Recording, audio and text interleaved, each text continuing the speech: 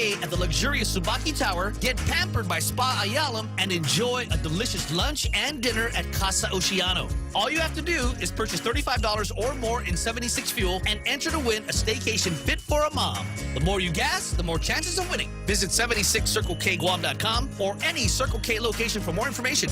When's the last time you looked at your homeowner's insurance? A homeowner's policy protects much more than just your house. It also protects you against claims from someone being hurt on your property. If a visitor is injured at your place, how much are you covered for? The smart thing to do is get the answer today. That's the Insurance Extra Point. Get out there and make something good happen today by calling Guahan Insurance Services at 475-1162 or visit us at the Camacho Landmark Center in Tamuning.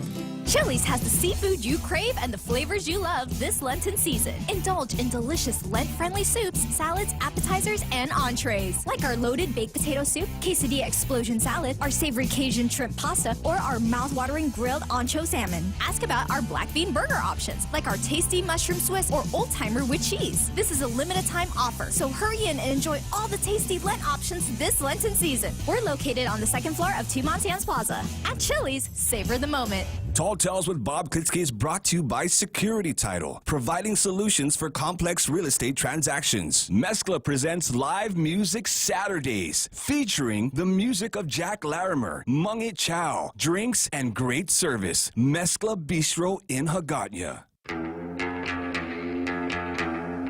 Welcome to Tall Tales with Bob Klitzkie, the only show on talk radio where common sense is a lot more common. Phone lines are now open at 888-TALK. That's 888-8255. And now, The Point proudly brings you Tall Tales with Senator Bob Klitzkie. A well-regulated militia being necessary to the security of a free state, the right of the people to keep and bear arms shall not be infringed on Monday, Tuesday, Wednesday, Thursday, Friday, even on Saturday and Sunday when I'm not here to carry that important message to our international radio listening audience. Just like that Beatles song, 8 days a week. 8 days a week. That's how often, that's when the Second Amendment is applicable. Okay, let's go from there to Zemi Ikotny.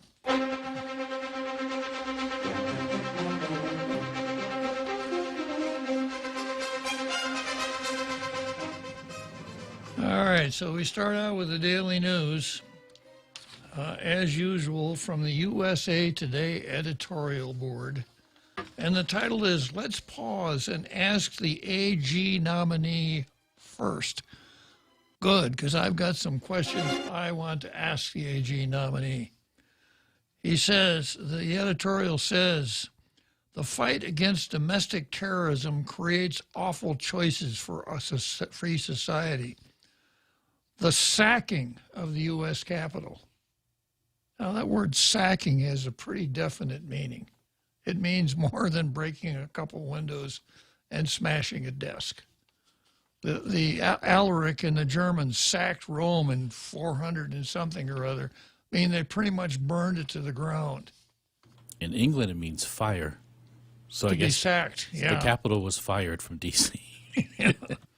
So they start right out. The second word of the editorial kind of tells you where they're going with this. The sacking of the U.S. Capitol by insurrectional rioters.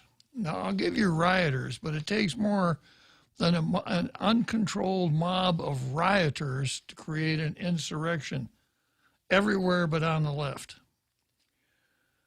The sacking of the U.S. Capitol by insurrectional rioters demonstrates beyond question that violent extremism is America's reality now. The magic sample of one. Now, getting a little ahead of the story, the fact that major cities in the United States were on fire for the whole summer by people that had nothing to do with the whatever you want to call it at the Capitol. We don't need to talk about that. That's different. They're mostly peaceful. Yeah, they're mostly peaceful. And of course, we'll never get over the picture the CNN capture of the scene in Kenosha with an announcer with his microphone standing in front of a burning building saying, the demonstrations are mostly peaceful. Yeah. The sacking of the U.S. Capitol by insurrectional rioters demonstrates beyond question that violent extremism is America's reality now. Then President-elect Joe Biden wasted no time labeling them domestic terrorists. Way to go, Joe. Joe the labeler. There's also no doubt, there's little doubt that targeting perceived ideological threats contributed to our nation's most shameful episodes of civil rights abuse and governmental spying on citizens. The FBI wiretapped and recorded the private moments of Martin Luther King Jr. in a bid to humiliate him. And after 9/11, the government secretly collected phone metadata from virtually every American under the reactionary USA Patriot Act. Now the Biden administration is considering a domestic terrorism law to crack down on homegrown extremism, something Biden promised during his campaign, well before the January 6th storming of the Capitol. Storming of the Capitol may be not so bad. There might easily be consensus today that someone smashing into the Capitol to stop an electoral count, which of course is not what it was about. You'll recall that Trump supporters were mounting a challenge on the floor of the United States Congress to challenge the results. So if the riot stopped anything, it stopped challenges to Joe Biden's victory. But that doesn't fit in so well to the left's narrative. But what if tomorrow that label, domestic terrorist, but what if tomorrow that label is applied to a Black Lives Matter, an environmental or gun rights activist? Oh, horror. You can't say that about Black Lives Matter. Come on, get with the Black Lives Matter. No, no, no. The fact that, it was started by proud Marxists who are telling you that they want to completely do away with what we can recognize as the United States of America. You couldn't possibly label those folks domestic terrorists when they raid courthouses and establish Capitol Hill autonomous zones and set fire to. You couldn't possibly label them domestic terrorism, and the mere possibility that could happen, we can't go there. We cannot go there. Just as important, what green light would the creation of a domestic terrorism law offer federal investigators to begin monitoring such conduct if, say, windows were smashed during a street demonstration? Yeah, which is kind of the trademark of the Antifa gang. If you've ever seen any of the videos, they've got things that look like crowbars, and they go up and smash large plate glass show windows. And would it pass constitutional muster? Almost an afterthought. The definition of terrorist under federal law is anyone who commits violence ranging from murder to destruction of property with the intent of intimidating or coercing a civilian population, influencing government policy through intimidation or coercion, or to affect the conduct of the government. The law applies only against international terrorism. It allows the federal government to declare groups such as Al-Qaeda or the Islamic State a terrorist organization and prosecute anyone who offers them any kind of assistance unless she happens to be a member of the House of Representatives, like Ilhan Omar. Then it's okay.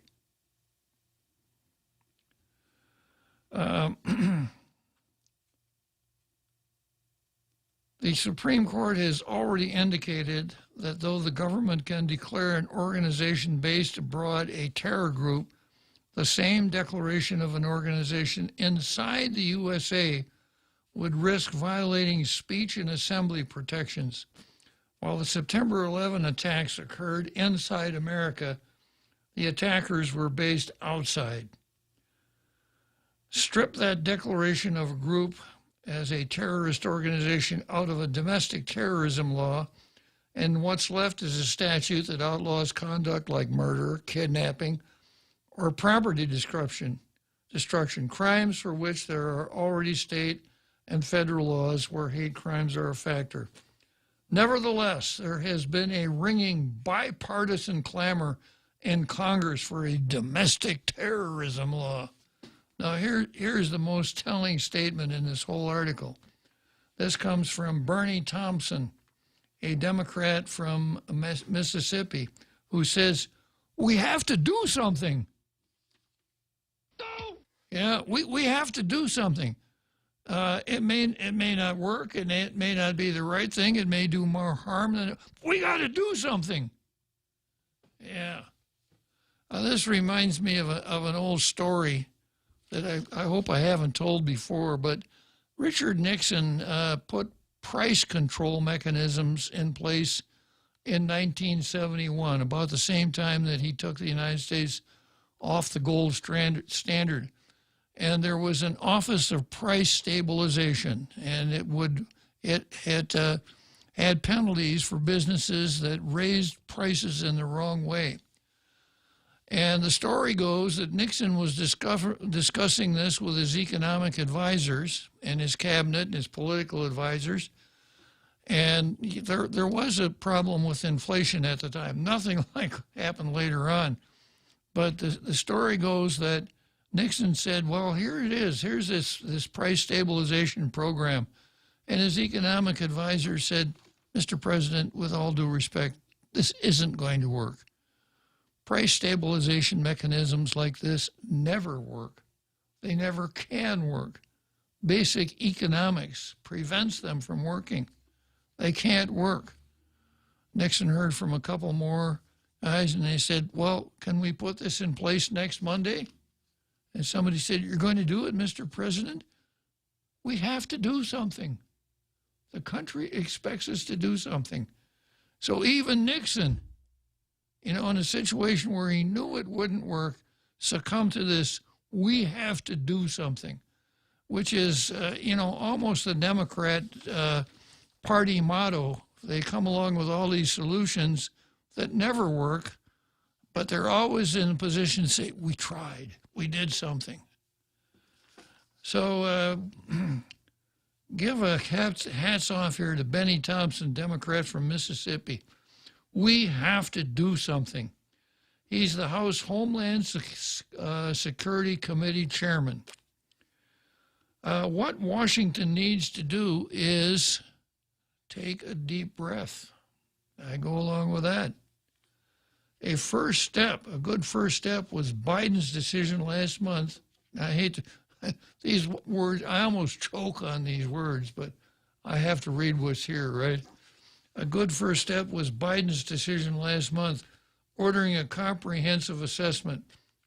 Just what is the threat of domestic violent extremism?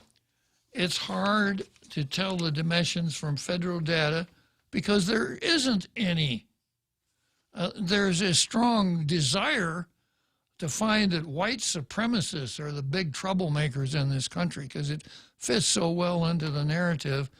And there's an even stronger tendency to disregard all the Black Lives Matter and Antifa burning, looting, and rioting that took place last summer. Turning then to FBI Director Christopher Wray, testified last year that racially motivated violent extremism accounted for most of a growing number of domestic terroristic incidents. But he had no numbers. A Homeland Security report in October warned that racially and ethnically motivated violent extremists, would this be black? Could this possibly be Black Lives Matter? No, it couldn't be. It's got to be white folks.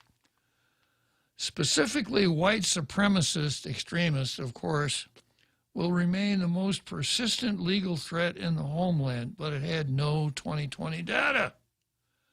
What's worse, even if the far-right extremism was growing, law enforcement shifted resources at then-President Donald Trump's urging to disproportionately target the radical left. What a horrible thing for President Trump to have done. Let me name all of the domestic terrorism incidents that occurred during President Trump's time in office. There weren't any. How about on the other side, Black Lives Matter and Antifa? The papers were full of them day and even little Kenosha, Wisconsin got a taste of it. All right. The public deserves to know precisely what that threat is. Legislation proposed by Senator Dick Durbin, Democrat of Illinois, would call for regular, detailed assessments of the domestic terrorism and provide oversight to ensure resources go where they are needed. Congress would bear expert testimony on whether new laws are necessary and how best to avoid violating civil rights and liberties in any crackdown on violent extremism. And it would be vital during his confirmation hearing this week to ask Biden's nominee for Attorney General, Merrick Garland, what he thinks about a new domestic terrorism law. As top Justice Department official, he supervised a successful prosecution in the nation's worst case of domestic terrorism, the Oklahoma City bombing in 1995 that killed 168 Americans. No, I hate to differ with you, but that was not domestic terrorism. I remember it very clearly, and what you had was a nut. A very destructive nut, but a nut nevertheless that blew up that federal office building in Oklahoma City. Well, could have been worse, Daily News. Now, we go to the Post, and horror of horrors, the Post does not have an editorial today. Are they trying to be more like the Daily News? Very strange and very disappointing. I depend on you, Guam Daily Post, to come up with hard-hitting, incisive, appropriate editorials, and you didn't do it today. I'm really, really, really surprised.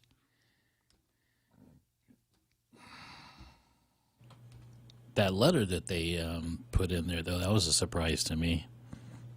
That was from... the FCC chairman? Yeah. That was a real big surprise. I mean, it's not a surprise that the media does that, but the Democrats did that, but it was a surprise that they printed it. That it got that much press. But, of course, I think the Post is pretty much on that side. You know, I don't think the Post likes it any better than anybody else. Well, maybe I should have used the FCC letter as an editorial, but I had to have the opportunity to say that I was pretty disappointed in the Post. I'm working here for my Facebook page.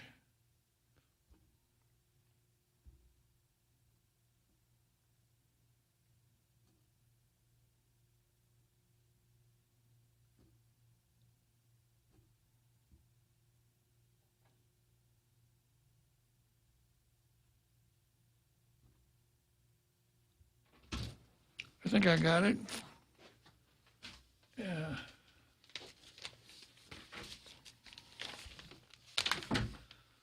Okay, well, at the urging of our ever popular producer here, Jose Martinez, I'll use this letter in place of the editorial. This is a February 22 statement from the Office of Commissioner Brendan Carr, Federal Communications Commission.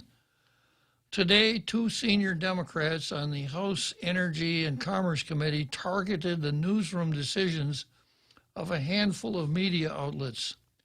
They did so by sending letters to 12 cable providers and other companies that carry these outlets. FCC Commissioner Brendan Carr provided the following response. Today, two senior Democrats on the House Energy Committee, etc., selectively targeted a handful of news media outlets for their coverage of political events. By writing letters to the cable providers and other regulated entities that carry these news media outlets, the Democrats are sending a message that it is as clear as it is troubling.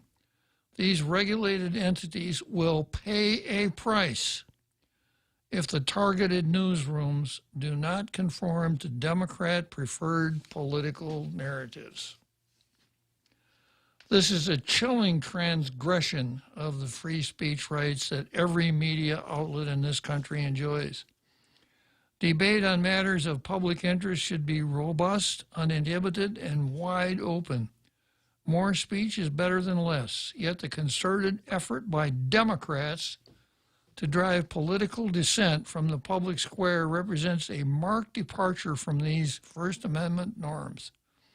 A newsroom's decision about what stories to cover and how to frame them should be beyond the reach of any government official, not targeted by them.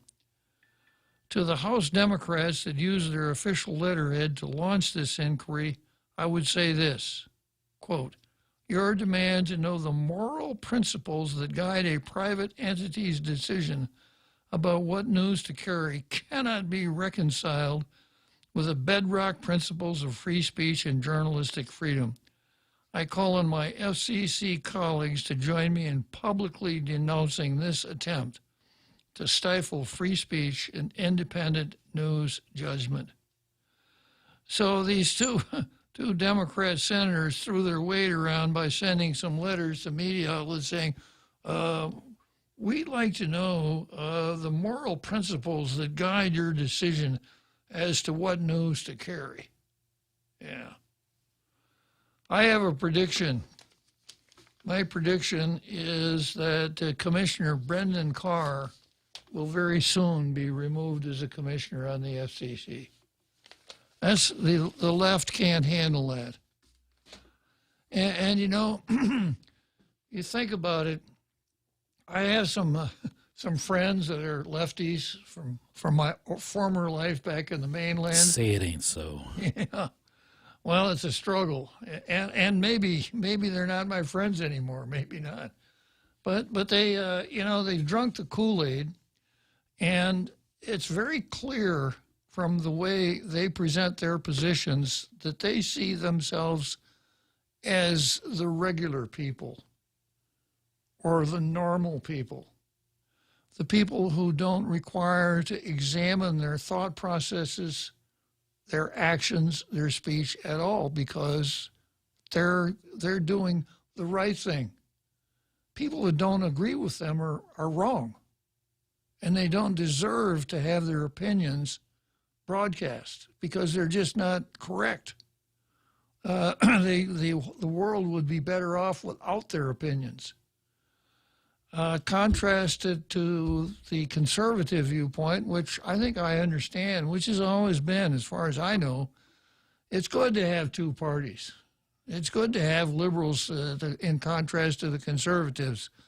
Makes the conservatives work harder, keeps them honest, it gives the people a real good demonstration of the differences in the two philosophies, etc.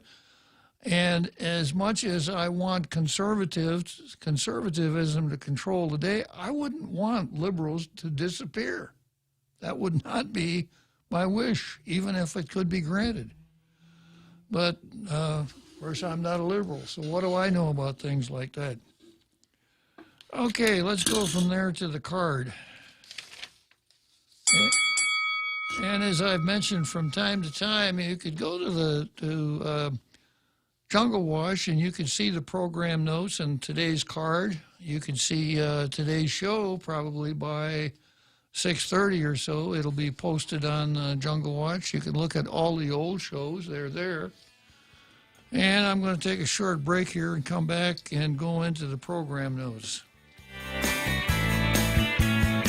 The Extra Point with Jerry Roberts of Guam Training. Hi, I'm Jerry Roberts, and every day on The Ray Gibson Show, I get to comment on the incredibly diverse, fun, challenging, sometimes frustrating, often exciting, but always interesting world of work. I hope you'll be there with us. You can find daily transcripts of The Extra Point at guamtraining.com. Tune in every weekday morning at 7:20 for The Extra Point with Jerry Roberts, brought to you by Guahan Insurance Services and First Hawaiian Bank on 93.3 The Point. Subway's got your flavorful fresh choices this Lenten season. Sink your teeth into the succulent goodness of Subway's shrimp and guacamole spinach wrap, or go plant-based with Subway's crisp on the outside and generously spiced on the inside veggie patty, or enjoy the classic tuna sub, made with 100% wild-caught tuna, all made with freshly baked breads and topped with garden fresh vegetables. Get them today at any of Subway's convenient locations. Subway, make it what you want.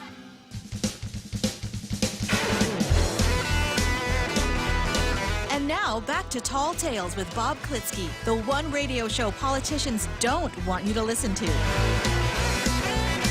Call now, 888-TALK. That's 888-8255.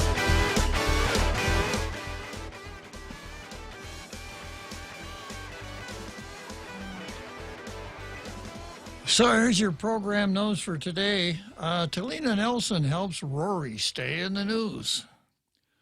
And law and order notebooks will be needed when I discuss USA, as you were Guam versus USA. And yesterday I pointed out we don't need bad cops on the police force. And today I'm going to go farther and say maybe we don't need Steve Ignacio as chief of police. Yeah. One item I didn't put into my program summary is the first item on the calendar here, which is Paris versus the governor. We all know that Bill 11 passed with only 8 votes, right, Jose? Only. A very slim margin of only 8 votes. Yeah.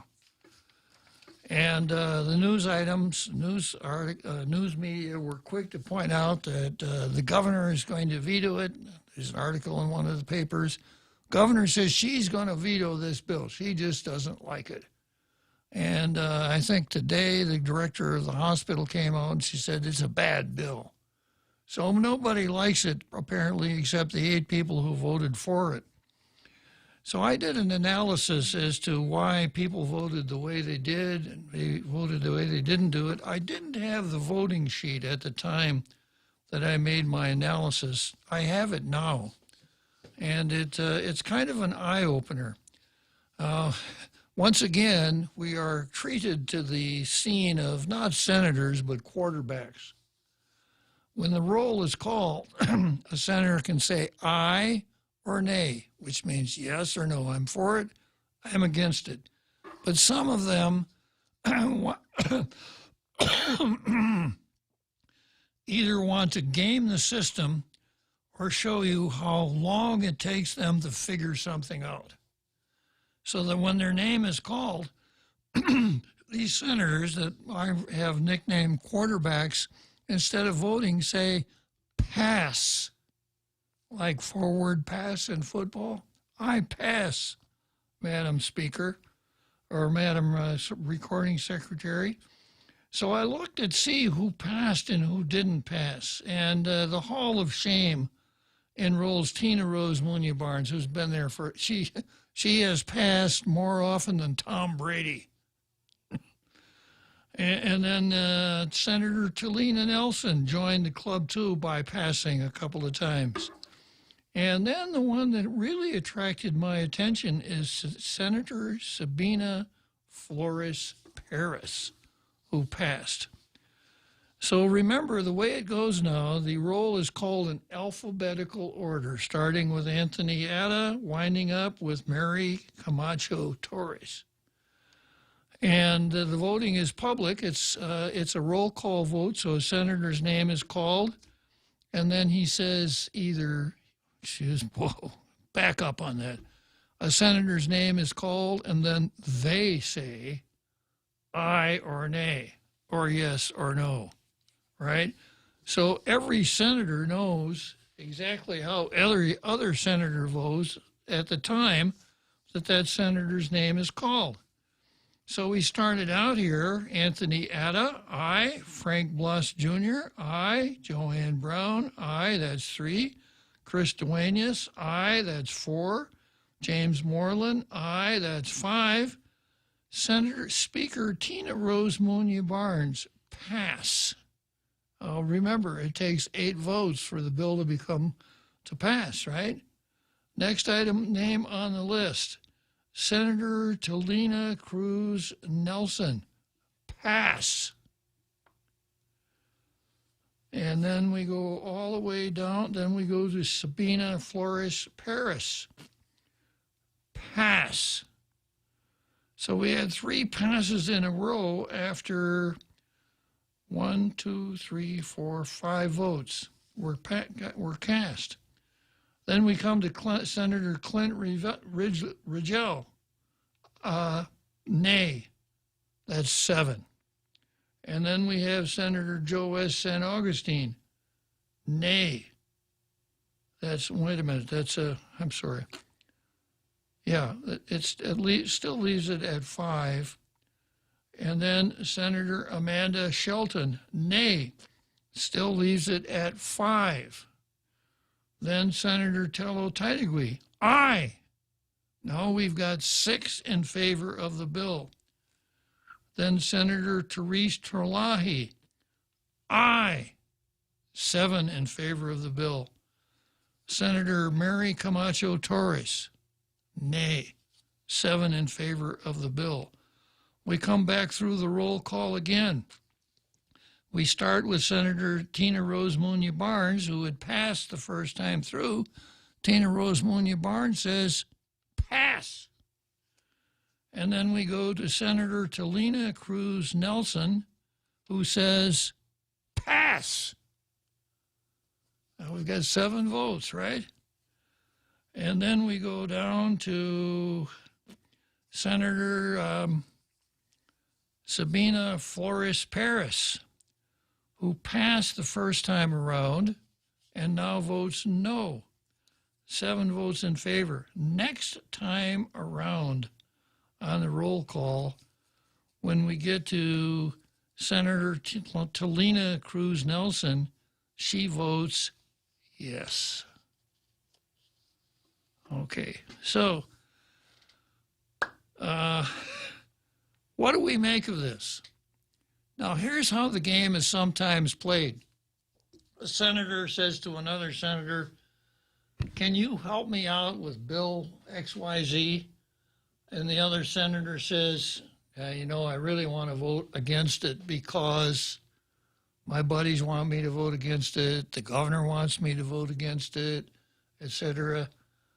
But if you need my vote, I'll let you have it. That's what explains the passes. If you need my vote, you've got it. And the same thing works on the other side. If you need the bill to fail, I really want to vote for this because it's very popular. But if you don't want it to pass, this is what I'll do. If you really need it, I'll vote no at the right time. So when Talina voted yes on what amounted to the 3rd time around, that suggested to me that she had committed herself to somebody. I'll vote, if you really need my vote, you'll get it. I'd much rather vote no. I want to be with the gang that votes no. But if you need my vote, then you got it. So with Talina, we have Atta 1, Blas 2, Brown 3, Duenas 4, Moylan 5, Nelson 6, Taitigui 7, and Terlahi 8. So Talina had to pass twice before she could see, when she saw that Brown, that the speaker, Tina Rose Munya Barnes, had passed, and when she saw that Sabina had passed once but then voted no, it was right down to her because she couldn't vote she couldn't vote no with an expectation that Tina Rose Munya Barnes was going to vote yes. So there's a little bit of gamesmanship between the two. Tina Rose calling out Talina on that one. So that's how the bill got passed. Was there anybody that passed all the way through? Tina Rose Munya Barnes passed 3 times. Okay. So the rules are that if a senator passes 3 times, that's a no vote. That's a no. And if you really want to put on a show, you pass 3 times, and when your name is called the next time, you sit silently by for 2 minutes. And after 2 minutes have expired, a no vote is cast for you. Why would you do that? Why would Tina Rose do that? I think showing off is the reason that she did it. So I think she was the only one that passed 3 times. the only one. So I would suspect that, what she's trying to say is, ooh, this is a really hard question. And it's so close for me. I'm pulled in 2 different directions. And I'm so dedicated and I'm so into this that I'm just going to pass. I hope everybody understands that I had to pass 3 times. And it's BS, is what it is. In my capacity as public citizen, I have sent an amendment to the standing rules and the statute that would do away with this chicanery once and for all. People should not be playing games with the future of the citizens of Guam, and that's exactly what's going on here, playing games. Either that, or senators want you to know that they are members of the Dunning-Kruger Club. And although a bill has been through a public hearing and they've had ample time to study it and read it and everything like that, they haven't really thought enough about it to know whether they want to vote for it until their name comes up on the roll call. And then they may have to pass a couple of times to get their thoughts together. This is an evil, and it must be done away with. Now, I hope that some of the newer senators will take this particular bull by the horns and do something with it, because this is a classic example of what's wrong here. Now, taking the analysis a little bit farther, if Talina did vote A, if she voted in favor of it after passing twice, that suggests to me that she wanted to vote against it. I mean, she wanted to vote no. But she had committed to somebody or something or someone. And so when the chips were down, literally and figuratively, she had to vote yes.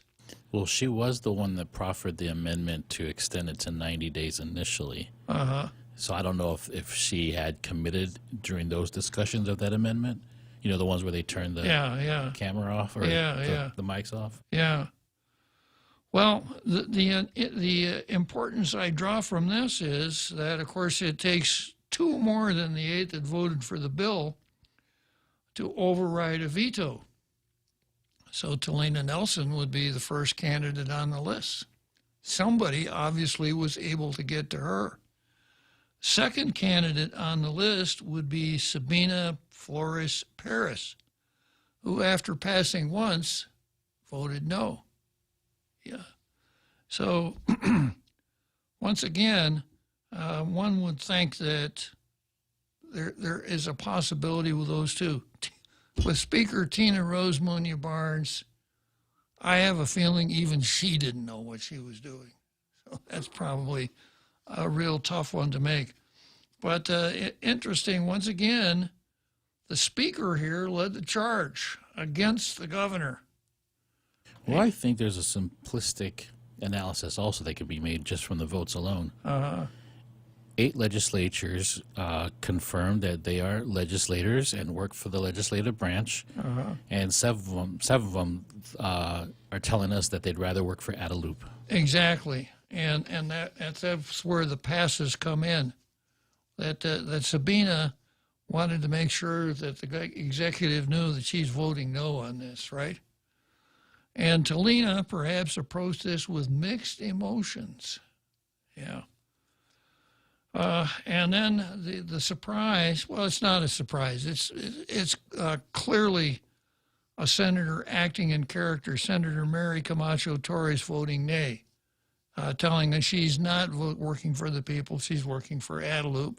She's not even working for the Republicans. She's with Adelup all the way.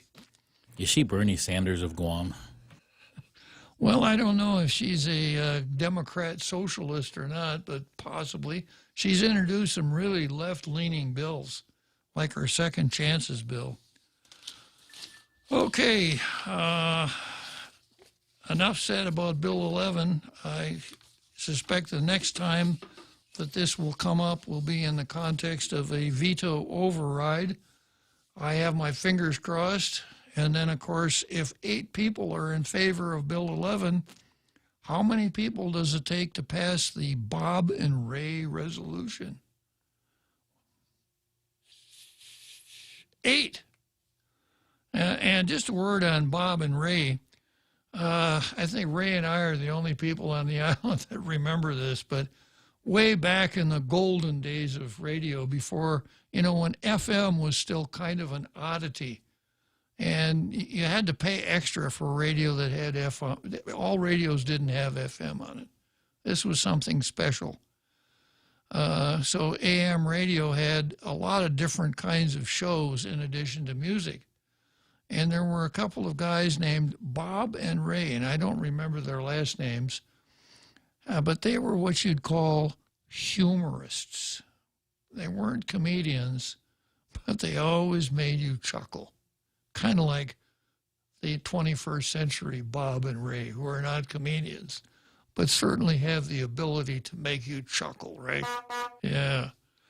So those guys were humorists, and they could make you chuckle. So it just seems to me that there's a certain historic symmetry in referring to that resolution as the Bob and Ray resolution, because we got a lot of laughs out of it. With a lot of help from Tello, of course, who probably probably got more of the humor out of it than she did the substance, because she never seemed to understand it. Okay, moving on to the next item on the card, Chief Ignacio versus GPD. Okay, let's take a short break here, heading into getting up close to the big halftime show. 76 Circle K, the Subaki Tower, and Spa Ayalam bring you another staycation. We are celebrating Mom and all she does. Win a 2-night stay at the luxurious Subaki Tower, get pampered by Spa Ayalam, and enjoy a delicious lunch and dinner at Casa Oceano. All you have to do is purchase $35 or more in 76 fuel and enter to win a staycation fit for a mom. The more you gas, the more chances of winning. Visit 76circlekguam.com or any Circle K location for more information.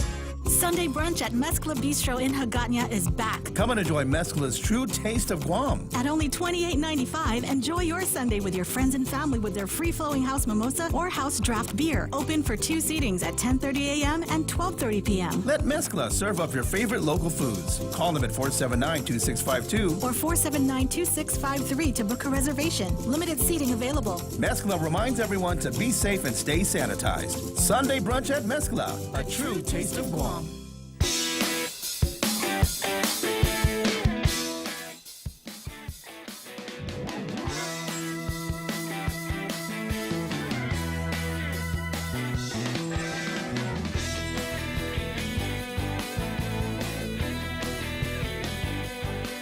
Okay, so here we are again. We're approaching that big halftime show. I took a peek at Facebook while I was waiting here, and a couple of comments are going to cause me to comment. One comes from Colin Clark, and he said, "What needs to be done to denounce this passing game?"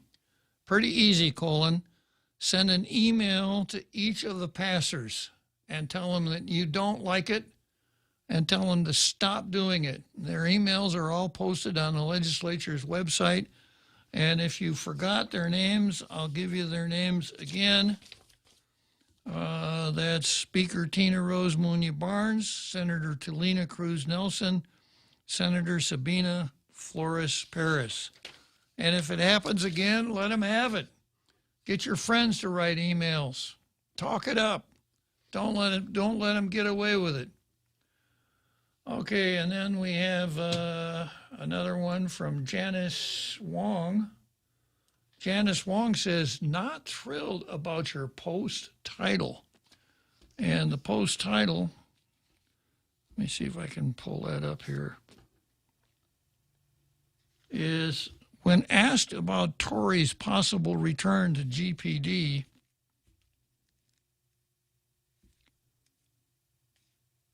Chief Ignacio did his best impression of being a, it's hard to get this on my iPad. Read it out for me, will you, Jose? Chief Ignacio did his best impression of a long-bearded guru on top of a mountain. Okay, so today is Chief Ignacio Day because Chief Ignacio is on the card. Chief Ignacio versus GPD. Last time it was around, it was bad cops versus. Last time it was on the calendar, it was bad cops versus GPD. So let me just start out with why Chief Ignacio apparently would aspire to be that guru.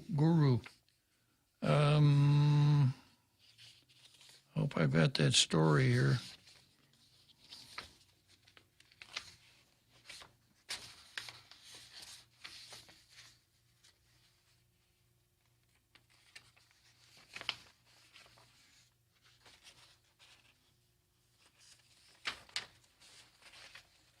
I think you have it, don't you, Jose? It's in the post there, probably like the first, second Yeah. page in.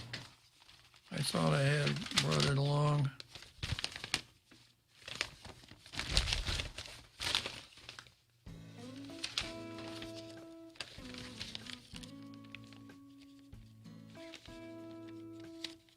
Oh, I do have it. Yeah, I have it. A Superior Court of Police chief cannot speculate on the possibility of Tory return. A Superior Court judge might have ordered Mark Tory Jr. to be given back his gun, but it's unclear if the former police officer will regain his badge and uniform. I commented a lot on this idea of it being unclear. Unclear to whom? I cannot speculate on anything like that, said Chief of Police Stephen Ignacio. As far as I'm aware, he has not come forward to request his job back. So I cannot speculate whether or not he's going to get his job back. If he comes, in other words, implicit in that is, if he comes back and asks for it, well, maybe I'll give it to him. It would be premature for me to make any kind of statement to that effect. When the time comes, if he seeks reemployment, then I will deal with it at that time. That's not what your public expects from you, Chief. In November 2020, Tory was acquitted of negligent homicide and other charges in the 2015 shooting death of his fellow police officer, Albert Piolo. Ignacio said the case has been devastating for the entire department from the start. Some are friends of Mark. Some are friends of Albert, Bertie. Some are friends of both. There are differences of opinion. So what do? You make these, you do a poll, Chief, and then you decide on the basis of the poll whether you're going to give him his job back? Then he goes on to say, but unfortunately, we lost 2 officers out of this whole thing. One is no longer employed with GPD, and one lost his life. My heart goes out to all the families involved. This has been a very trying time for all of them. It's an unfortunate event. It's the justice system, and neither I nor anybody can be a judge of the outcome. The outcome is how it is, he said as he climbed on the mountain and stroked his beard. Nobody can change the outcome, unfortunately. It's the justice system, and neither I or anybody can be a judge of the outcome. The outcome is how it is. Nobody can change the outcome, unfortunately. That's not the kind of talk I want to hear from a police chief. Some bearded hippie sitting on top of a mountain, maybe okay. So let's stop and examine it now. This is what we know about Mark Torrey Jr. We know that he was, and this is testimony from open court. We know that at the time that Albert Piolo died of a gunshot wound, Torrey was so drunk that he blacked out and couldn't remember what happened at that time. That's a good qualification for a police officer. We know that at the time he was that drunk, Torrey had his own service weapon with him. Came out in open court. So here we have a cop going out and getting so smashed that he didn't know what happened, and he's carrying his gun. Carrying it a little farther, we had a cop who was so smashed that he didn't know what happened, that when he had his gun was used to kill another police officer. Now, you could explain that in a couple of different ways. Torrey's lawyer had his own way of explaining it. But if this happened to somebody who was a police officer, would you say, well, we'll give you a 10-day suspension to think it over and let you go? Or would you say, you're fired, get out of here? We don't have any room for intemperate people who go out and get so drunk that they don't know what they're doing when they're armed. And because of that, a police officer died from a gunshot wound from that cop's gun. Now, if I could say that, is there some reason that the chief of police can't say that? Well, and you have a mustache. And I have a mustache. Yeah, is there some reason that the chief can't say that? Well, yeah, there is. Some are friends of Mark. Some are friends of Bertie. Some are friends of both. There are differences of opinion. But unfortunately, we lost 2 officers out of this whole thing. And you're not going to get one of them back for sure, and you shouldn't even think about taking the other one back. Chief, if you're on top of things, my heart goes out to all of the families involved. This has been a very trying time for all of them. It's an unfortunate event. Did you know that, Jose? It's an unfortunate event. It is, Chief, but what about the job? It's the justice system, and neither you or anybody can be the judge of the outcome. Well, you can, Chief.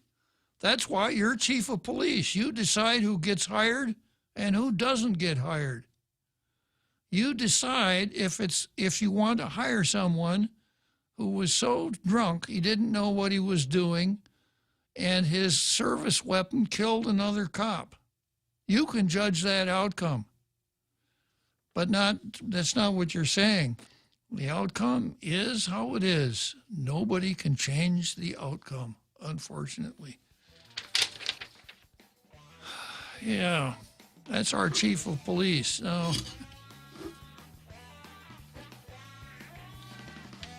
I got a little bit more to say about Chief Ignacio here right after the break.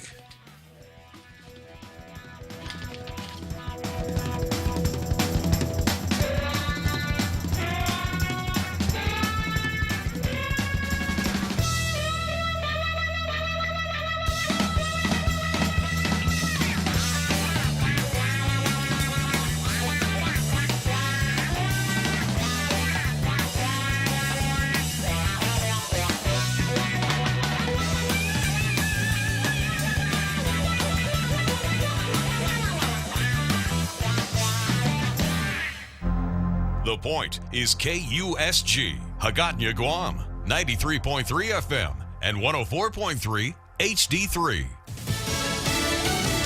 Crucial votes coming on COVID relief. I'm Jack Callahan, Fox News. The House now scheduled to vote Friday on the president's nearly $2 trillion economic stimulus plan. Democrats are trying to get a massive $1.9 trillion COVID relief package done, with extended unemployment benefits due to run out in mid-March.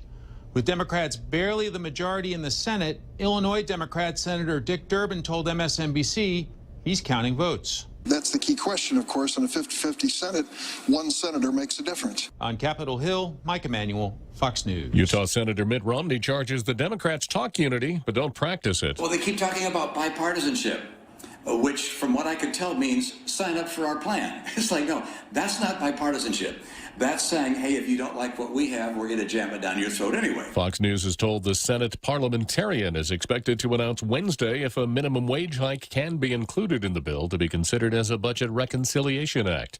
The former chief of the Capitol Police told a Senate hearing on Tuesday last month's attack on the U.S. Capitol was not a spontaneous event. The group that attacked our West Front attacked our West Front approximately 20 minutes before the event over at the Ellipse ended, which means they were planning on our agency not being at what they call full strength. Democrats had accused former President Trump of inciting the riot. Tiger Woods' doctor says he's recovering from serious leg injuries suffered in a car crash Tuesday, including multiple open fractures.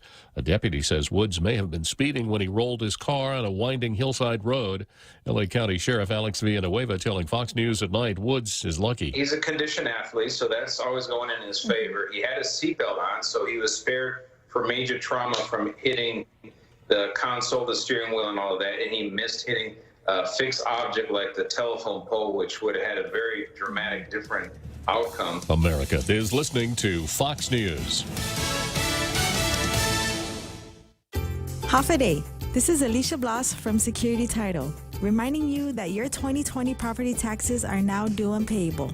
You may not know that you can pay your taxes online at pay.guam.gov. All you have to do is follow these simple steps. Register, log in, get a PIN, and pay. If you purchased a property after March 2nd, 2020, you will likely not receive a tax bill in your name, but you will still owe the tax. Call the professionals at Security Title. We are here to help. The vaccine is officially here, and we aren't just talking about the COVID vaccine, but a financial vaccine at Bank Pacific. We may not be doctors, but we can help you with your financial health. Whether to take advantage of today's crazy low rates, or just a local bank that has your back. At Bank Pacific, we want to help make 2021 your best year yet. Because for 66 years, where others put branches, we place roots, and we're rooting for you. Equal housing lender, member FDIC. Tough questions during her confirmation hearing for Deb Haaland, the president's choice to be Interior Secretary. A contentious interrogation, including questions about her embrace of the Green New Deal, her anti-fracking stance, and comments about Republicans not believing in science. Wyoming Senator John Barrasso is a surgeon. Do you think that as medical doctors we don't believe in science? I mean, how do you stand by this statement? Senator, yes, if you're a doctor, I would assume that you believe in science. If confirmed, she would become the first Native American cabinet member, but past comments and policies she'd be forced to defend may actually jeopardize her bid. And she's not alone. Neera Tanden's nomination to head the Office of Management and Budget is even less likely, with bipartisan opposition already established. Fox's Kevin Corke, a federal judge has ruled California can begin enforcing its net neutrality law, which bans internet providers from slowing down or blocking access to websites that don't pay for premium service. The Trump administration had sued to stop that law, but the Biden administration has dismissed that challenge. Unable to get lethal injection drugs, lawmakers in a southern state are considering reviving the electric chair. South Carolina allows inmates to choose between electrocution and lethal injection for executions, but a House committee voted Tuesday to make the electric chair the default method now that the state's supply of lethal drugs has expired. South Carolina last put an inmate to death in 2011, and Republican Governor Henry McMaster asked lawmakers last month to find a way to restart executions after several unsuccessful efforts. The state's death row population dwindled down from about 60 to 37 in the past decade because of death by natural causes, sentences overturned, and prosecutors accepting life sentences. Only 3 new inmates ended up on death row during that time. Steve Rappaport, Fox News. And I'm Jack Callahan. This is Fox News. Sunday brunch at Mezcla Bistro in Hagåtña is back. Come and enjoy Mezcla's true taste of Guam. At only $28.95, enjoy your Sunday with your friends and family with their free-flowing house mimosa or house draft beer. Open for 2 seatings at 10:30 a.m. and 12:30 p.m. Let Mezcla serve up your favorite local foods. Call them at 479-2652 or 479-2653 to book a reservation. Limited seating available. Mezcla reminds everyone to be safe and stay sanitized. Sunday brunch at Mezcla, a true taste of Guam. Listen to The Point. Any speaker, anytime. Check us out on your FM radio at 93.3, 104.3 HD3, thepoint.gu, Facebook Live, YouTube Live, and tune in. And announcing radio.com. Download the app and hear The Point. Get the latest news, sports, entertainment, and more. On demand. Your phone is digital. Your life is digital. And we are too. 93.3, The Point.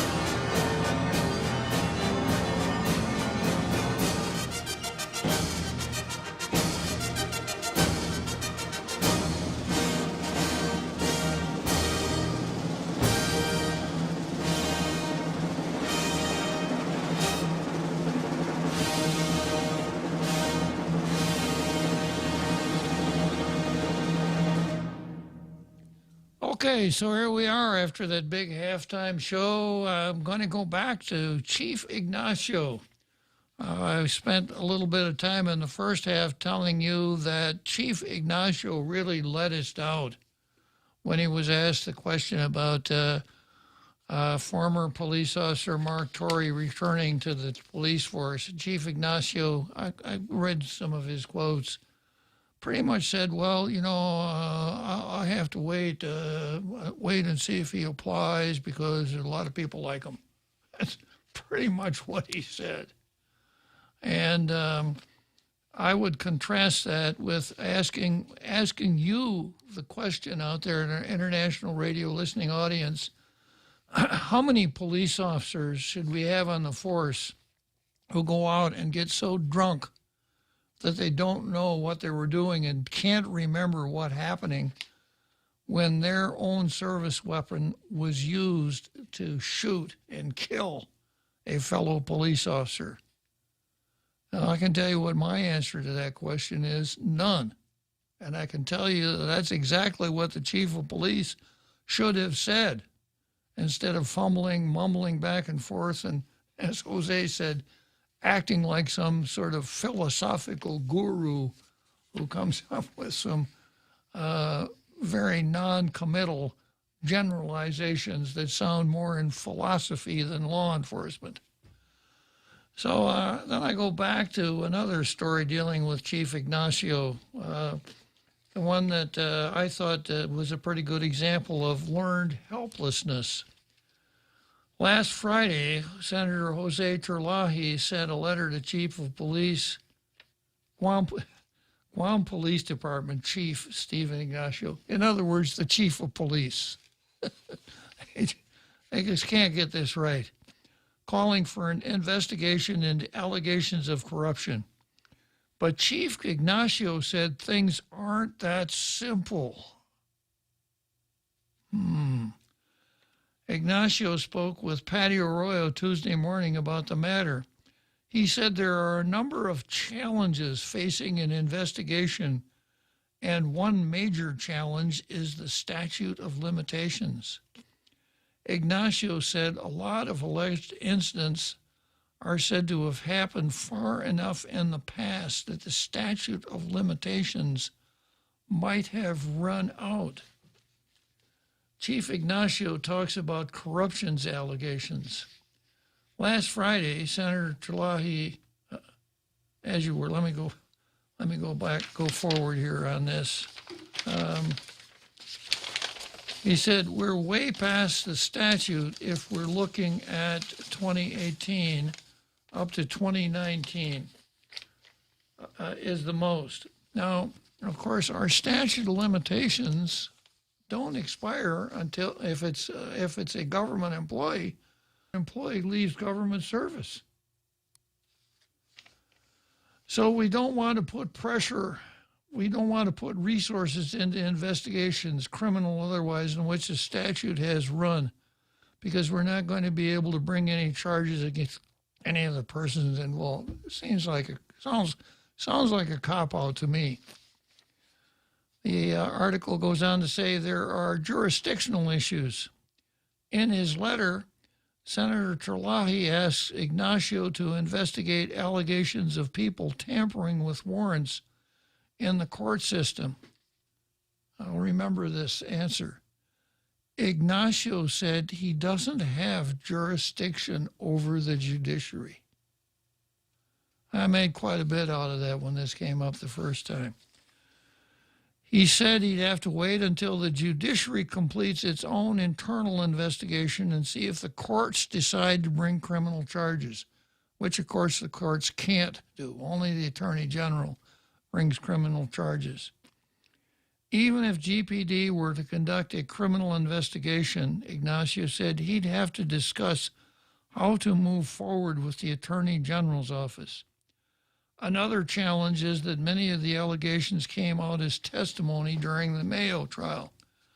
The Mayo trial is an ongoing case initiated by the FBI. Ignacio said, as the case of most ongoing cases, the FBI is tightly controlling information. He said most likely to have to wait until the case is over until he can sit down with the feds and request the information. Chief Ignacio talks about, as you were, last Friday, Senator Tlahi sent a letter to the police chief. Wait a minute here. I get some duplications here. So anyhow, there's one more here. Chief Ignacio said that last week his dog ate his son's homework. And until he can help his son replace the homework, he can't do any investigations here at all. So the chief found a lot of reasons why he can't do anything. And the one I zeroed in on the first time I went through this is this one. Ignacio said he doesn't have jurisdiction over the judiciary. Well, that caused me, as is my usual custom, to send a sunshine law request to Chief Ignacio. And I got an answer just today. Dear Mr. Klitzkie, buenas donafide. This letter acknowledges receipt in response to your email dated February 20. The records request asks for, quote, no later than close of business February 26, you are required to email to me all public records that show that you do not have jurisdiction over the judiciary. We have completed our search for records responsive to your records request and are unable to locate any records to answer your Freedom of Information Act request. This letter completes and concludes the department's response to your request. Thank you again for writing to GPD. So he just made it up. Just made it up. And when I called him for his proof, doesn't have it. And I mentioned this before, but this sounds very much like J.I. Cruz, who was the chief before Ignacio. What happened that time was that 3 police officers went with the governor's wife to London so that the governor's wife could pick up her daughter from school and bring her home. And obviously that drew a lot of criticism towards the government because these cops not only drew their regular pay, but substantial overtime. And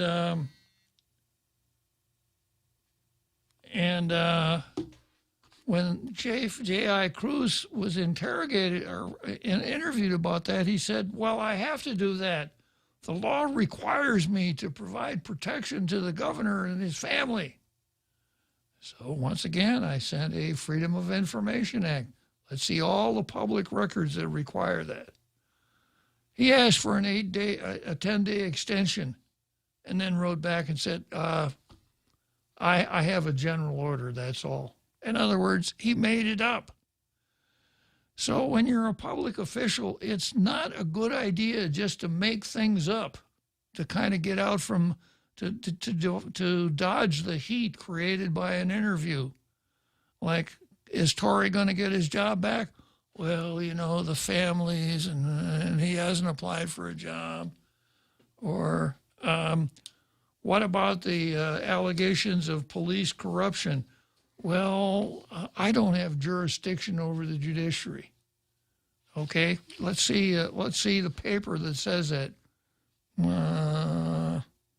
I think my dog ate that too.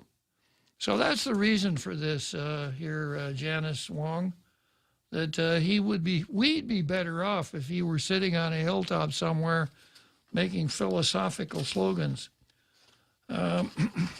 Another item that I did a Freedom of Information Act request, this goes back to January 15, 2020.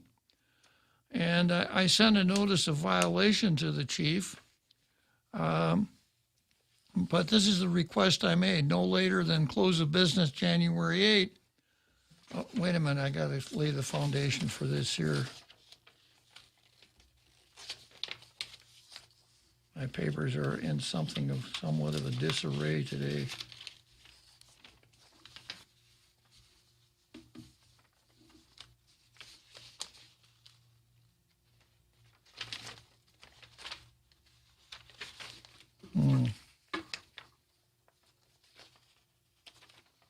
Okay, yeah, here it is.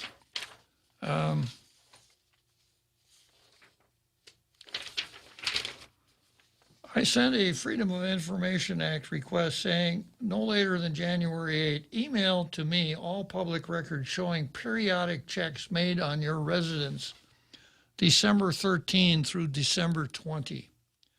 And here's the reason I sent that. There was a story in the Post on December 29. Chief of Police, I am not immune to crime.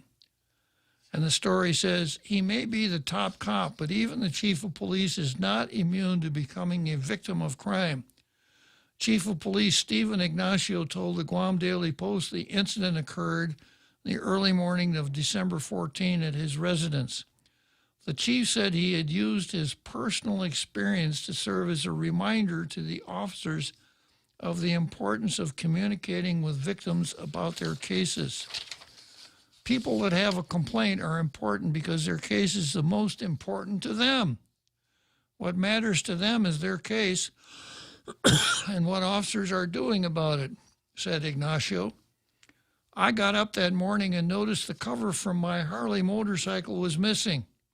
I didn't think much of it. Late that afternoon, he saw one of his neighbors who flagged him down to let him know they saw a man in the garage dressed in a dark hoodie and driving a dark-colored pickup truck. They said it looked like he was trying to steal my motorcycle, Ignacio said. If it hadn't been for this neighbor, the chief said, he never would have known. I was very upset, of course. I felt violated, the chief said. Key part. Ignacio said he contacted the Central Police Command and asked officers if they had the time to drive by his house and do periodic checks as there was an attempt to steal his motorcycle. Must be good to be the chief. Yeah. Yeah, I was going to buy a motorcycle myself, but I didn't think I'd have much chance of being the chief of police, so I skipped it. Ignacio said he contacted Central Precinct Command and asked officers if they had time to drive by his house and do periodic checks as there was an attempt to steal his motorcycle. The following Monday, Ignacio said he secured his motorcycle at a family member's home. We hit it. Good for you, Chief. That probably allowed a greater use of your manpower since they didn't have to do your personal errands. Ignacio chose to share the incident during a command staff meeting last week, but clarified that he did not give any order for officers to do mandatory checks of his own.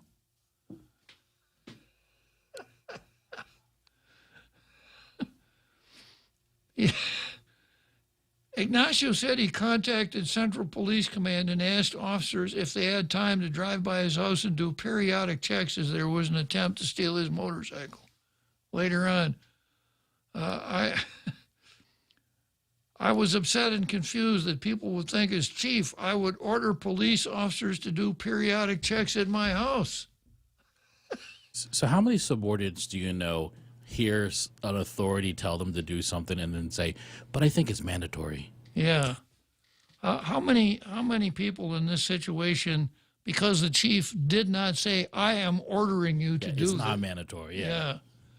And then in the military, there's something known as the commander's wish. And I'll give an example. There was this briefing with an elaborate table display, and the briefing took several hours. And at the end of the briefing, the commanding officer said, that's really interesting, but I wonder what would have happened if the attack had come from this direction instead of that direction. Well, 15 people stayed up all night long to put that together, to present it to the commander the next day. He said, well, what happened? Well, you wanted to know what it would look, but I didn't tell you to do it. When you're the commander, you don't have to tell people to do it. Exactly. They do it. So I contacted the Central Precinct Command and asked officers if they had time to drive by my house and do periodic checks as there was an attempt to steal his motorcycle. I was upset and confused that people would think as the chief I would order police officers to do periodic checks at my house. If any officer or anybody thought they were being directed to do periodic checks because I'm the chief, nothing is further from the truth. This is the chief of police. Then maybe he shouldn't have requested it. Yeah. Wow. Okay, so when I saw that, guess what I did? I sent a Freedom of Information Act request. And let's see here. I said no later than January 8th, email to me all public records showing periodic checks made on your residence December 13 through December 20. I wanted to see how many times it happened. I get an email back on January 16, a little bit late. This letter acknowledges receipt in response to your above referenced request. Your request asks for all public records, etc. We have now completed our search for compilation and review of records responsive to your request. No responsive records are being withheld. The following responsive records: 1, GPD daily logs for the period December 12 to December 21 for the Gatineau precinct, consisting of 68 pages, which the police department identifies as an investigatory record, are being released to you with redactions, for instance, names, phone numbers, etc. Except as, let's see. So he sent me 68 pages of radio logs instead of just the ones that showed the patrol checks. So I wrote back and I said, I only asked for particular records, and you did a document dump, and they never sent the one. They never sent it. They just said, well, we sent you everything. You do the work. Yeah. So I really couldn't gig him for not being responsive, but you set the tone, Chief, and you set the tone from then and from now on. That one, you're going to use your position to feather your own nest. Two, when it comes to Freedom of Information Act requests, you're going to dodge if you can. The document dump being one of the easiest ways to get out from under a Freedom of Information Act request. And just not a very good thing for a chief of police to do. We would expect you to be open, candid, and honest. And I got just one more here for the chief of police, talking about, and all of these things go to his fitness.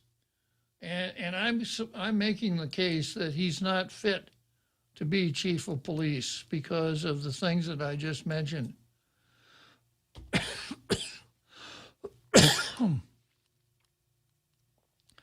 And here's one that goes all the way back to the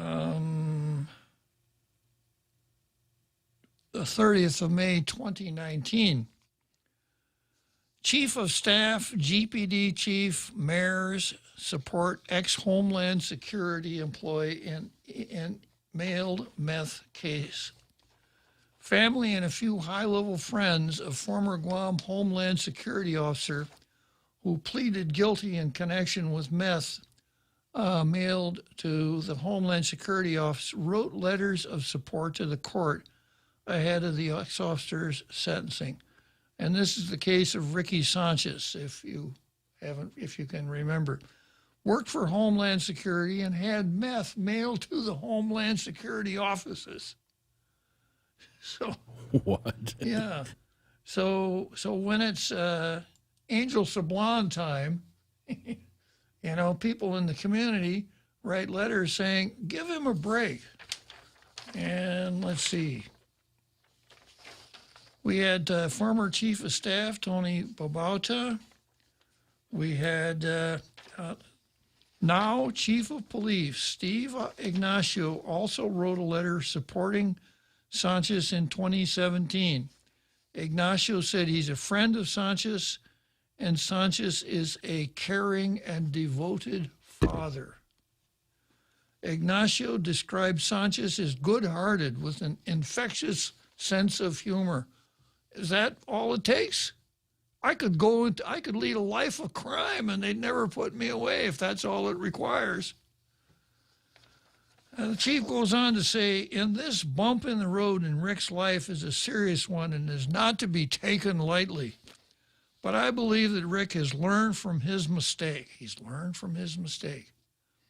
And understand that he has to face the consequences of his actions. And in the end, I still believe in Rick. And I ask that you believe in him too, Ignacio wrote. Now, this is our chief of police. He doesn't know whether Tory should get his job back or not. It was only one cop died because of Tory's misconduct. It was only one. And, it was a bump in the road. And he made a mistake, but I think he understands what his mistake was now. He tells some really good jokes. And he's really a funny guy, He really got a great sense of humor. Okay, well, that's all I got on Chief Ignacio for now. I guess maybe we'll go to the seventh inning stretch, huh, Jose? The Extra Point with Jerry Roberts of Guam Training. Hi, I'm Jerry Roberts, and every day on The Ray Gibson Show, I get to comment on the incredibly diverse, fun, challenging, sometimes frustrating, often exciting, but always interesting world of work. I hope you'll be there with us. You can find daily transcripts of The Extra Point at GuamTraining.com. Tune in every weekday morning at 7:20 for The Extra Point with Jerry Roberts. Brought to you by Guahan Insurance Services and First Hawaiian Bank on 93.3 The Point. Listen to The Point. Any speaker, anytime. Check us out on your FM radio at 93.3, 104.3 HD3, thepoint.gu, Facebook Live, YouTube Live, and tune in. And announcing radio.com. Download the app and hear The Point. Get the latest news, sports, entertainment, and more. On demand. Your phone is digital. Your life is digital. And we are too. 93.3 The Point.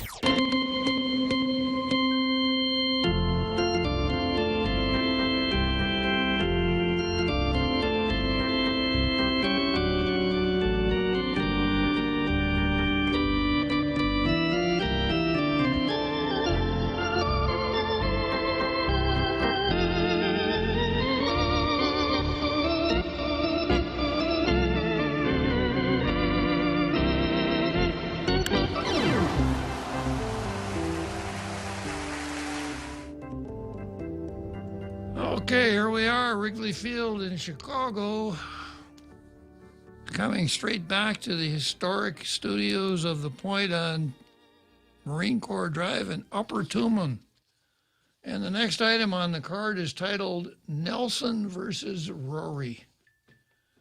And this was an early story from KUAM. It'll be on KUAM News tonight. And the title is, Nelson says at least 10 others applied for pork job given to former DOC guard in prison drug smuggling scheme. 10 other people applied for the job.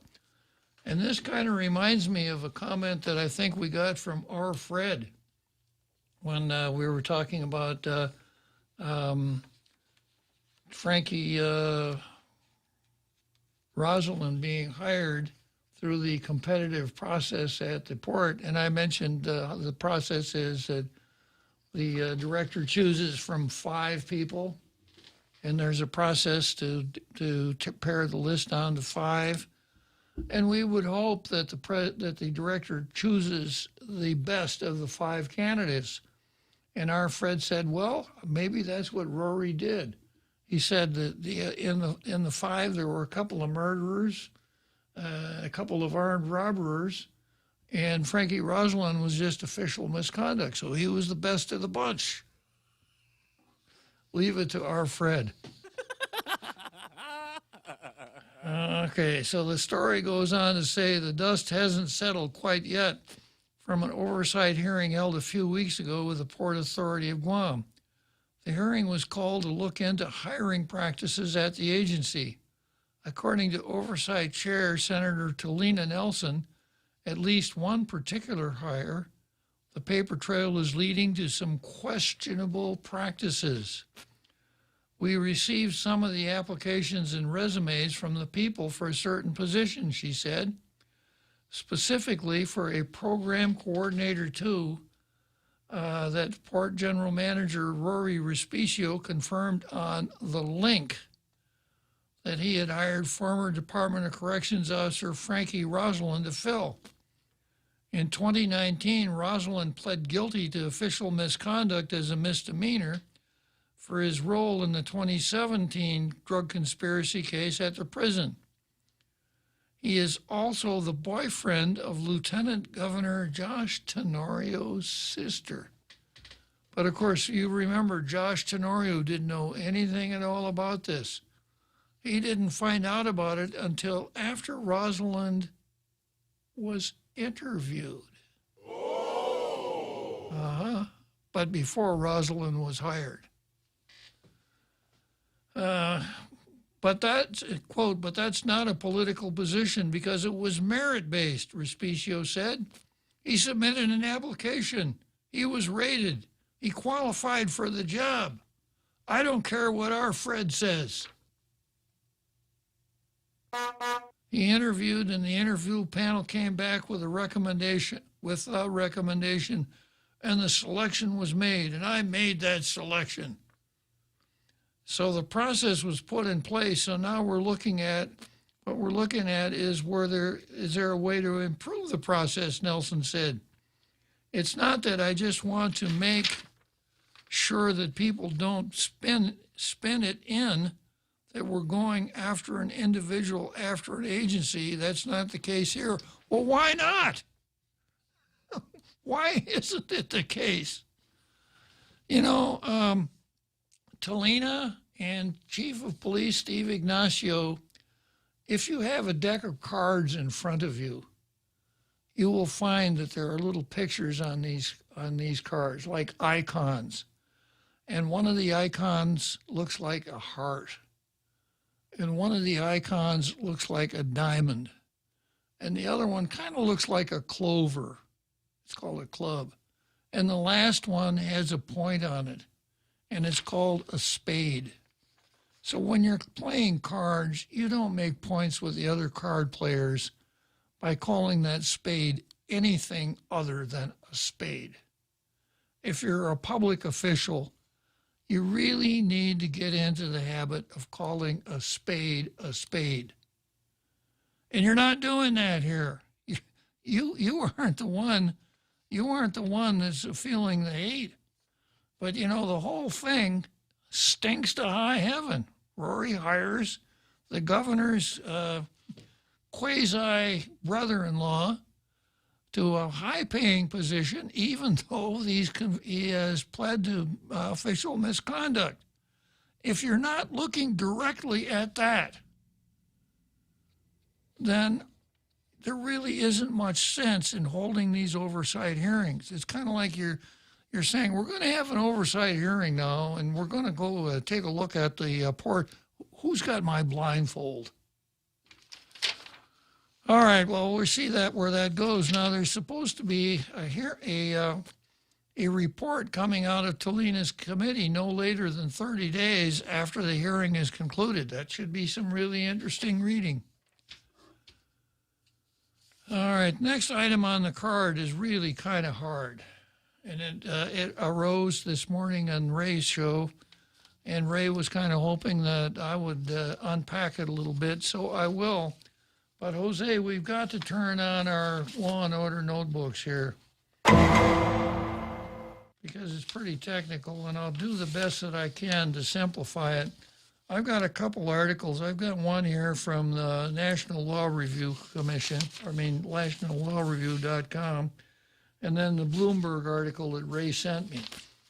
And I'm going to start out and tell you about this case that's before the Supreme Court right now. It's Guam versus the United States of America. Guam is the, the appellant. And I'll tell you what the case is not about. It's not about colonialism. It's not about how the United States screwed Guam.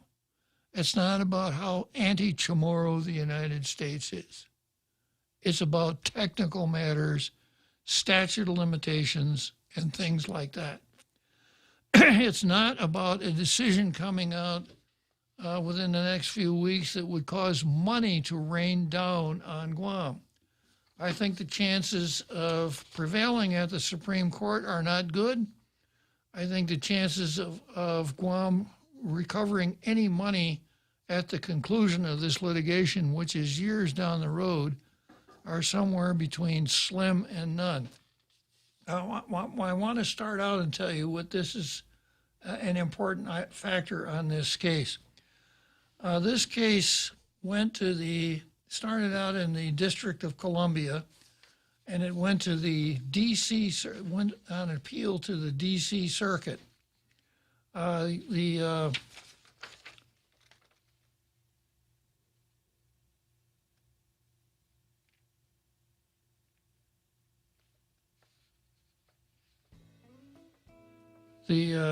District of Columbia District Court. Let me take a look at this.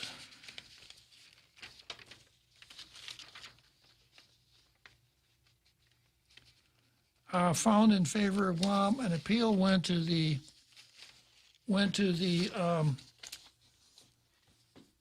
Circuit Court of Appeals for the District of Columbia, but it wasn't a regular appeal. It's what's called an interlocutory appeal. I'll tell you what that means. As a general principle, trial court, there has to be a final judgment at trial before an appeal can go to a circuit court. But when there are certain classes of appeals called interlocutory appeals, where a particular procedural matter can be appealed to the appellate court even though the case isn't over. And that's what Guam versus the United States is. It's an interlocutory appeal. So if Guam prevailed in the Supreme Court, that doesn't mean Guam gets the money. It means that the Supreme Court would remand to the District of Columbia Circuit, which would remand to the District of Columbia District Court, which would then go forward with the trial. Because the trial stopped at because a motion to dismiss, because of a motion to dismiss. So the case, the merits of the case have not been dealt with at all. So I've got a pretty good summary of the case here. For nearly half century, the Navy operated a landfill on the island into which it deposited spent munitions, chemicals, and everyday garbage with minimal environmental safeguards. The United States relinquished sovereignty over the island in 1950. Hear that? Sovereignty. But the Navy continued to use the Ordot dump through the Korean and Vietnam Wars. In 2002, the U.S. Environmental Protection Agency sued Guam under the Clean Water Act, alleging that the dump leached pollutants into waters of the United States. Waters of the United States, in this case, meaning the Longfit River, which was quite crowded at the time by young Boy Scouts and a priest, but that's a different story. 2 years later, Guam and EPA entered into a consent decree. So Guam EPA sued, the U.S. EPA sued Guam. 2 years later, there was a consent decree, an agreed upon judgment that, among other things, required Guam to pay a civil penalty, close the dump, and install a dump cover system.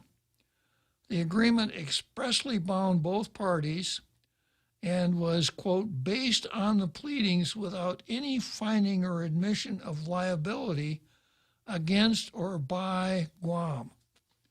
The dump closed in 2011, but in 2017, Guam sued the Navy, seeking to recoup nearly $160 million in closure and remediation costs. It brought both a cost recovery claim under CERCLA Section 107A, remember that, 107, and a contribution claim under Section 113F. Now, let me see if I can explain the difference here between those two.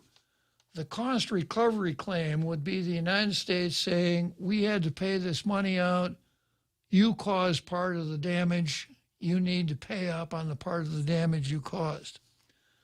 The contribution claim goes to something called contribution of joint tortfeasors. And here's a simple example. If two people engage in tortious conduct and a third person is hurt, let's say two people start a fire and a third person has severe burns, the third person sues both of the firebugs, both the arsonists, and recovers a joint and several judgment against both of the arsonists. And the plaintiff is able to recover all of the damages from one arsonist. That arsonist can file suit, if he hasn't already filed a cross-claim, against the other arsonist for what's called contribution. In other words, the other arsonist can be forced to pay half the cost of the judgment. That's contribution. So there's a contribution claim under Section 113 and a cost recovery claim under Section 107. The United States moved to dismiss the suit, arguing that the consent decree resolved Guam's liability for the response action, and that the Section 113, that's the contribution action, therefore constituted Guam's exclusive CERCLA remedy. and because Section 113 imposes a 3-year statute of limitations, Guam was barred from pursuing the claim. The district court disagreed. It concluded that the consent decree failed to resolve Guam's liability for the cleanup and allowed the territory to proceed under Section 107. That's the contribution claim, which carries a longer 6-year statute of limitations. So Guam's suit would have been within the period of the statute of limitations. On interlocutory appeal, the D.C. Circuit reversed. Now, this is why this case is before the Supreme Court. This case is not before the Supreme Court because when Guam filed his petition of certiorari, 4 justices looked at this and said, oh, look, Guam's getting a raw deal. We've got to take this case. That's not why it's there. On interlocutory appeal, the D.C. Circuit reversed, joining several other circuits. It first determined that a potentially responsible party who may bring a Section 113 contribution action must bring such an action rather than a 107 claim for cost recovery.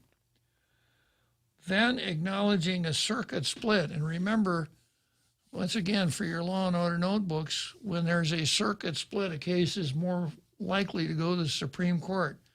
If you have a single question of law and the Ninth Circuit decides it one way and the First Circuit decides it a different way, those are the kind of cases that get to the Supreme Court.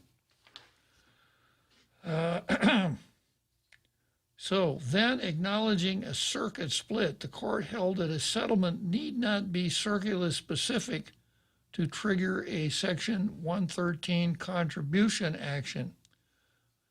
In other words, that's when the statute would have started running. Finally, turning to the terms of the 204 consent decree, the D.C. Circuit concluded that the agreement indeed triggered a contribution action and that the statute of limitations for that period had expired. So the D.C. Circuit says, we don't care about this distinction between 107 and 113.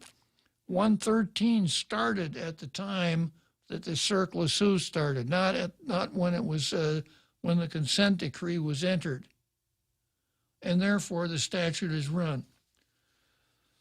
Guam asked the Supreme Court to grant certiorari on 2 questions. 1, whether a non-surplus settlement can trigger a contribution claim under surplus Section 113, and 2, whether a settlement that expressly disclaims any liability determination, which this one did, and leaves the settling party exposed to future liability can trigger a contribution claim under Circular 113.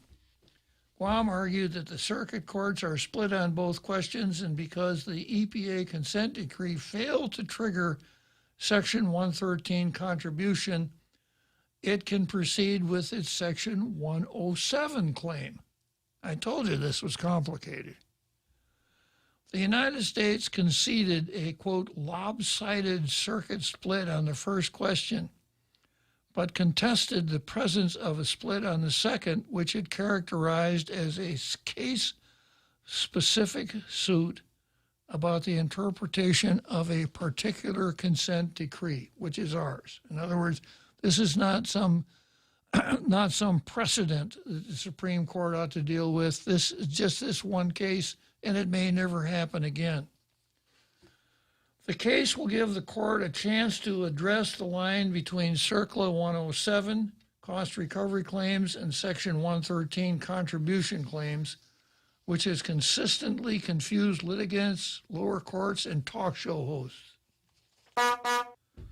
The court's decision to grant certiorari suggests that it intends to provide some clarification in this area, although the extent of that clarification may vary.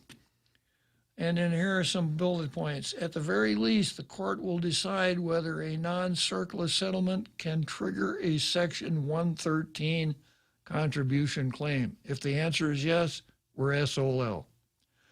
The court will also address the impact of liability disclaimers and performance conditions in settlement agreements, like ours, where it says the settlement's on the pleadings, no admission of fault or guilt or anything like that. Third, the court could further distinguish between Section 107 and Section 113 actions. The court last addressed this issue in United States versus Atlantic Research, where it clarified the remedies available in Sections 107 and 113 complement each other by providing causes of action to persons in different procedural circumstances. While a Section 113 contribution action is contingent upon an inequitable distribution of common liability among liable parties, that's the contribution of joint tortfeasors, and a Section 107 cost recovery action permits recovery of cleanup costs but does not create a right of contribution. So I suspect by now you're out there saying, if I say, is this clear? The response is going to be, it's as clear as mud, Bob. But I did my best to explain it as best I could, leaving it before we head for Churchill Downs by saying, I think that probably the Supreme Court is going to decide against us on the contribution claim and also on the cleanup claim, and that the case will then be sent back down to the Ninth Circuit, which will send it back to the district court, which will grant the United States motion to dismiss. That's my horseback opinion on this rather complicated case. All right, so let's head for Churchill Downs, Louisville, Kentucky. Sunday brunch at Mezcla Bistro in Hagatna is back. Come and enjoy Mezcla's true taste of Guam. At only $28.95, enjoy your Sunday with your friends and family with their free-flowing house mimosa or house draft beer. Open for 2 seatings at 10:30 a.m. and 12:30 p.m. Let Mezcla serve up your favorite local foods. Call them at 479-2652 or 479-2653 to book a reservation. Limited seating available. Mezcla reminds everyone to be safe and stay sanitized. Sunday brunch at Mezcla, a true taste of Guam. 76 Circle K, the Subaki Tower, and Spa Ayalam bring you another staycation. We are celebrating Mom and all she does. Win a 2-night stay at the luxurious Subaki Tower, get pampered by Spa Ayalam, and enjoy a delicious lunch and dinner at Casa Oceano. All you have to do is purchase $35 or more in 76 fuel and enter to win a staycation fit for a mom. The more you gas, the more chances of winning. Visit 76CircleKGuam.com or any Circle K location for more information.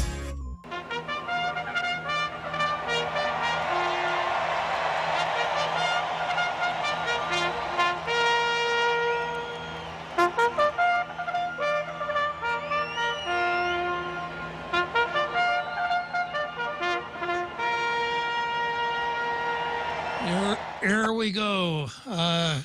Churchill Downs, Louisville, Kentucky, the home stretch. And on the home stretch here, keep your Law and Order notebooks handy because we've got another lesson on the law coming up.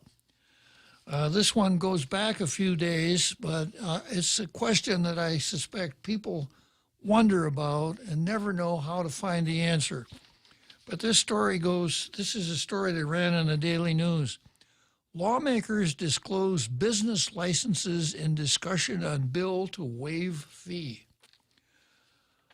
11 senators on Friday disclosed they or their family members had business licenses after one senator requested to be recused. Now, you don't request to be recused. If you're going to recuse, you do it yourself. You can request to be excused. Judges recuse themselves. Senators ask the body to excuse them from voting. Both words have the syllable accused in them, but they're not synonyms. Do I have permission to recuse myself? All right. Senator Talina Nelson wanted to recuse herself. She asked for permission not to vote from talking about her voting on the measure because it's a bill about waiving business license fees and she has a business license. Senator James Moylan also has a business license. He objected to the motion of having to withdraw based on having a business license. Senator Tello Titagui said she also had a business license but did not give anyone permission to talk about business licenses. Speaker Therese Terlahi said she has a business license for her law practice. Well, I hope so. Senator Chris Dueñas said he holds a business license. Vice Speaker Tina Munya Barnes said her family member has a business license. Senator Tony Atta doesn't have a business license, but the corporation he's a part of has one. Senator Frank Blas Jr. said he has a business license. This was an easy story to write. It's a lot of copy and paste.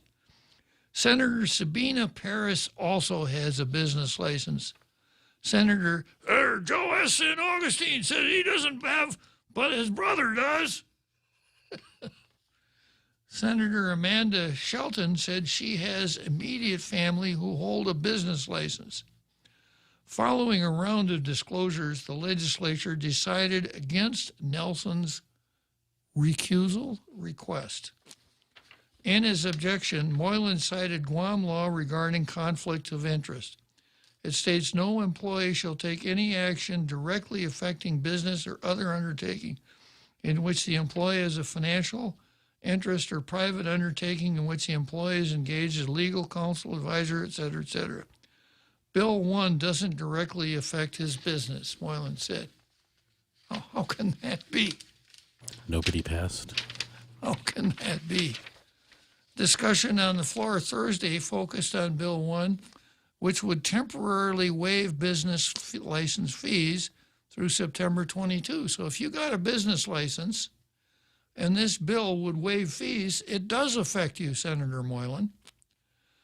The Bureau of Budget and Management Research estimated Gov Guam may lose $5 million in revenue if the bill becomes law. Without the money, Rev Tax Director Daphne Shimizu said it would impact the agency's personnel costs, etc. Barnes, who introduced the bill, said she wants to support every business in general, especially the ones owned by her family, and pointed out that the waiver wouldn't be forever. Barnes noted that there are federal funds expected to help the island. So here's the question. Business license. A business license is pretty common. 11 senators have a business license.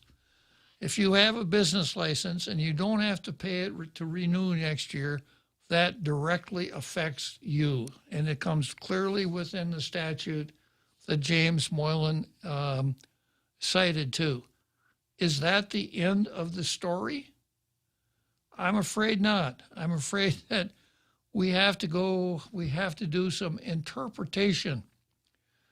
Otherwise, a senator could never vote on a bill to increase his own salary. That directly affects him, right? And we know that that has happened because the Juan Pat 10 did it in spades back in the 32nd Guam legislature. By the same token, a senator could never vote to decrease his own salary. And we know that happened when that salary increase was rolled back. If we adhere to that rule, no senator could ever vote to increase or decrease taxes. So how do we get around this?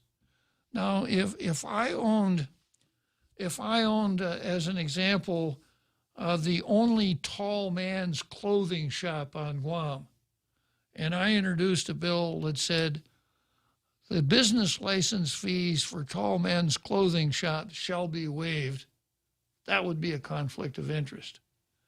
If we said for all clothing shops, if we said for all stores, so I'm going to keep you in suspense here. I'm going to rule on this, but I'm going to wait until tomorrow.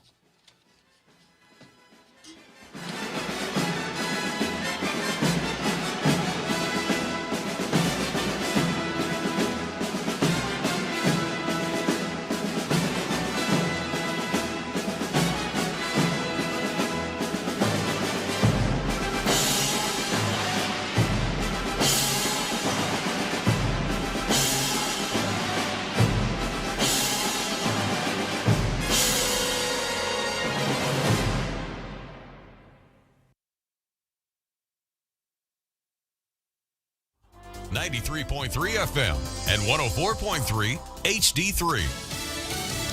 Minimum wage in or out? I'm Jack Callahan, Fox News. We should learn today if a stepped increase to $15 an hour will be included in the coronavirus relief package. The Senate's parliamentarian expected to issue her ruling today if it can be included in the Senate version of the bill. As it's being handled as budget reconciliation, there are restrictions on what can be included. Critics say the minimum wage hike fails that test. The House is now scheduled to vote on the economic stimulus package for Friday.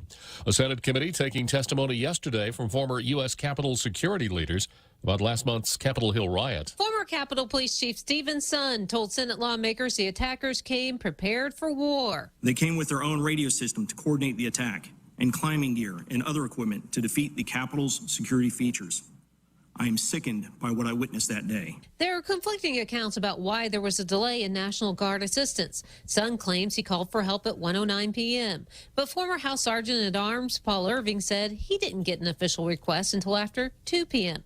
More hearings are expected as lawmakers investigate security failures before and during the riot. Fox's Rachel Sutherland. Tiger Woods is recovering from surgery for multiple compound fractures suffered in a rollover car accident in suburban L.A. yesterday. His injuries are described as non-life-threatening. His agent tweeted that Tiger Woods suffered multiple leg injuries and was rushed into surgery. The Los Angeles County Sheriff says the luxury Genesis SUV that Tiger Woods was driving rolled several hundred feet after it hit a median in Rancho Palos Verde. Woods is lucky to be alive. Fox's Matt Finn. Class action lawsuits filed in Nevada yesterday charged 10 major car insurance companies ripped off their customers when they didn't lower premiums during the start of the pandemic, when driving dropped off sharply because of work-at-home orders.